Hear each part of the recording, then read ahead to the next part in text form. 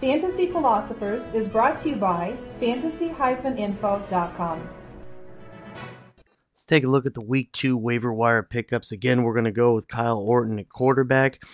He did throw the ball a decent amount against the Jaguars, should once again against the Seahawks, so keep him on your team. You may not need to use him right now, but this team has a decent schedule to pass against all season, and Orton should be pretty good. Having Brandon Lloyd having a productive game in that as well was good to see. I know Orton had a good rapport with him as they used to play together in Chicago. So now he's got about 3 receivers that can catch the ball, so not looking too bad there.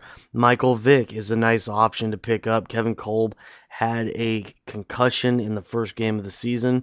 I'm figuring he'll be out, seeing especially with the Eagles and all the things that happened with concussions for Brian Westbrook last year. Vick would get a chance to play the Lions, so very good option for him. If you did have Kolb and you need a starter, there's an option right there. For running backs, Darren McFadden. He may not be in your league, but hey, go ahead and check on the waiver wires if he is in your league for the waiver wire, as he had 150 total yards. He looked good in this game. He had a touchdown.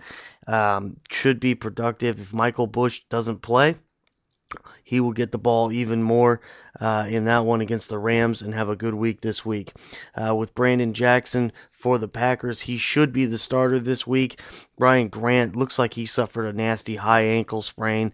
We'll see if it is in fact that, but he had a boot on at the end of that game and was instantly out of the game after he had the injury. It did not look good, and Coach McCarthy already viewed Brandon Jackson as a guy that could be an every down back if something should happen to Grant. He said that in the offseason. So look for Jackson. He did get the ball a good amount after Grant left the game, so I anticipate that Jackson should be a guy that's definitely worth having. Receivers, Nate Washington, we're talking about him again.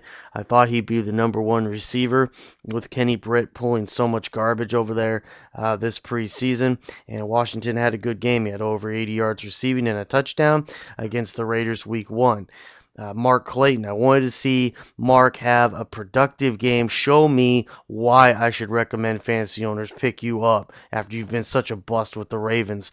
And he did. He had 10 catches for over 100 yards, had himself a very nice game. Did not think he was going to be capable of doing that so fast with a rookie quarterback, but Bradford, he held his own out there. Looks like he got halfway decent protection.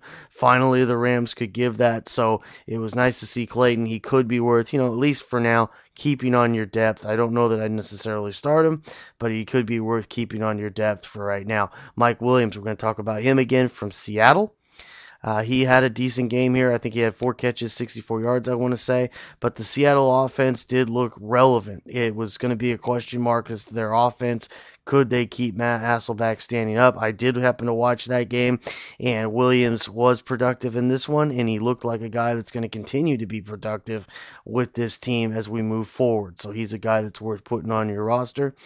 Tight end, we're going to stay with Seattle. John Carlson, a guy that a lot of people passed up. He does have a lot of talent.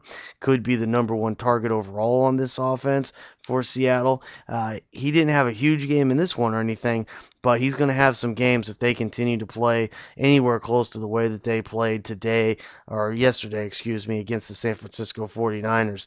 As Matt Hasselbeck looks relevant, the team looks energized with a new head coach.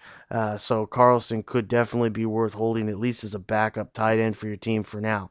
Kicker-wise, Neil Rackers, a guy that he finally won. Would he win or Chris Brown win with the Texans for the starting job? And Brown, he ended up being hurt. Remember, he had a bad year last year, and Neil Rackers won. Well, Neil Rackers showed why he is worth having as a fantasy kicker, because he nailed home the field goals. He nailed them from a distance, and he's on the Texans, people, so they're going to score a lot of points. We definitely saw that week 1 with Arian Foster doing what he did, and this offense, man, they scored 34 points, and Matt Schaub threw for barely over 100 yards passing. So this offense is going to put up a lot of points. They're probably going to be one of the top scoring offenses in all of football. So Rackers should have himself a nice year. He's worth starting right away. Raiders defense, Hey, it's all about the matchups. This week they get to play at home in their home opener against the Rams. I do anticipate that Bradford's going to have more problems in this one because he's going to be on the road in a hostile environment. I think he'll just look at the black hole and he'll probably be traumatized just by looking at those guys.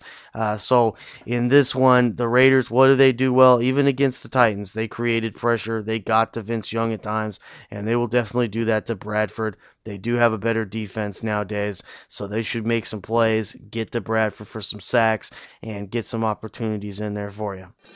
For more fantasy football information, go to fantasy-info.com and sign up for our free e-newsletter. Good luck in your 2010 Fantasy Football League. As an added bonus, the Fantasy Info guys will include their 5 secret tips for success in fantasy football with your free subscription.